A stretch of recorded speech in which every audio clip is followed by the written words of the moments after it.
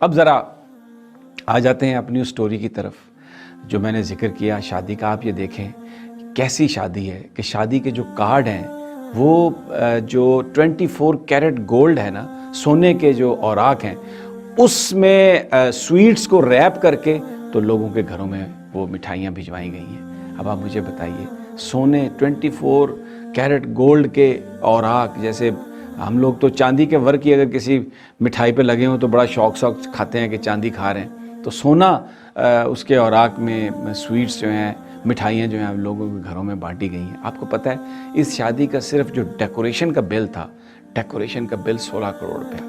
آپ اندازہ لگا لیں. 2 ارب روپیہ ٹوٹل اس میں، اور بڑے بڑے شخصیات کو بلایا گیا. اس میں راحت فتح علی خان کو بلایا گیا، اس میں عاطف اسلم کو بلایا گیا، اس میں ابرار الحق صاحب بھی آئے ہوئے تھے، اور بھی ایک پوری لسٹ ہے ان فنکاروں کی، آرٹسٹوں کی جن کو بلایا گیا. 20 لاکھ روپے تو دیے راحت فتح علی خان صاحب کو ریپورٹڈلی. اسی طرح عاطف اسلم صاحب کو بھی کچھ 15 لاکھ روپے دیے گئے ہیں، کسی کو 10 لاکھ روپے، کسی کو 5 لاکھ روپے.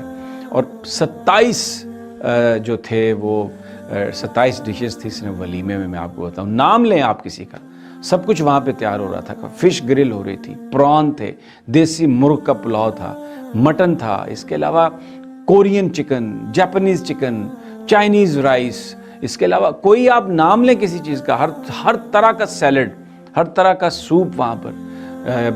اور جو کچھ بھی تھا وہ سب کچھ جو تھا وہ بالکل وہیں پہ تیار ہو رہا تھا. اور دیکھیں جو اب میں مولانا طارق جمیل صاحب، میں نے آپ سے کہا تھا نا کہ وہ چراغ جو ہمیں روشنی دکھاتے تھے، نہ جانے وہ کن تاریکیوں میں کھو گئے. ریپورٹڈلی 10 لاکھ روپے مولانا طارق جمیل صاحب کو بھی دیے گئے. سوال یہ ہے کہ سادگی کا درس، نبی پاک صلی اللہ علیہ وسلم کی جو سنت ہے اس پر عمل کرنے کا درس، اور میرے نبی نے اپنی دختر کی جو شادی کی اس میں کیا جہیز دیا تھا، کیا اس میں انہوں نے کوئی خرچہ کیا تھا؟ کچھ بھی نہیں کیا تھا. 2 ارب روپے آپ نے شادی پر خرچ کر دیے، اور اس پہ کھانوں پر اور پتہ نہیں کس چیز پر لٹا دیا. بارات گجرانوالا گئی، اور جو ولیمہ تھا وہ لاہور میں ہوا. ایف بی آر نے نوٹس دیا. میں ایف بی آر کے انتہائی معتبر اور سینئر لوگوں سے آج میری ملاقات ہوئی. انہوں نے کہا جی نوٹس دیا ہم نے، اور بالکل ایک چیز کا حساب لیں گے اور پیسے ان سے وصول کریں گے.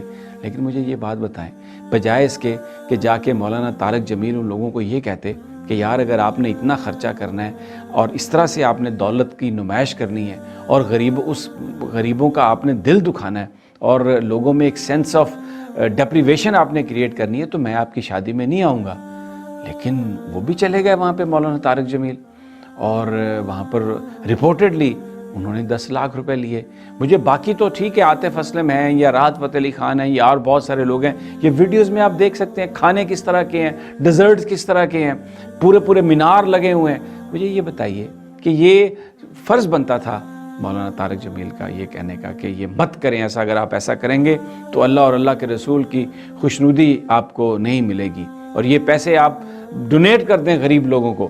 بھائی میں آپ کو بتاتا ہوں، لیکن ساتھ میں اتنی توفیق دے کہ سب کچھ اپنے اوپر لٹانے کی بجائے اگر اس معاشرے میں سسکتے بلکتے ہوئے ان غریبوں کو دے دیں. کتنی میری مائیں اس انتظار میں بیٹھی ہیں کہ ان کی بیٹیوں کے پاس 2 کوڑی کا جہیز نہیں، کچھ 2 لاکھ کا جہیز نہیں ہے کہ وہ ان کی شادیاں کر سکیں. بوڑھی ہو گئی اپنے گھروں میں بیٹھی ہوئی. غریب آدمی کس طرح سے روزانہ مرتا ہے، روزانہ جیتا ہے ایک روٹی کے کھانے کے لیے. اقوام متحدہ کہتا ہے کہ پاکستان میں بچوں کی گروتھ سٹنٹڈ ہے.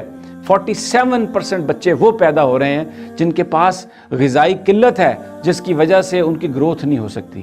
پاکستانی اب 3 ٹائم کا کھانا نہیں کھاتے. اقوام متحدہ کی رپورٹ ہے 2 ٹائم کا کھانا کھاتے ہیں، کیونکہ ان کے پاس اتنے پیسے ہی نہیں ہیں.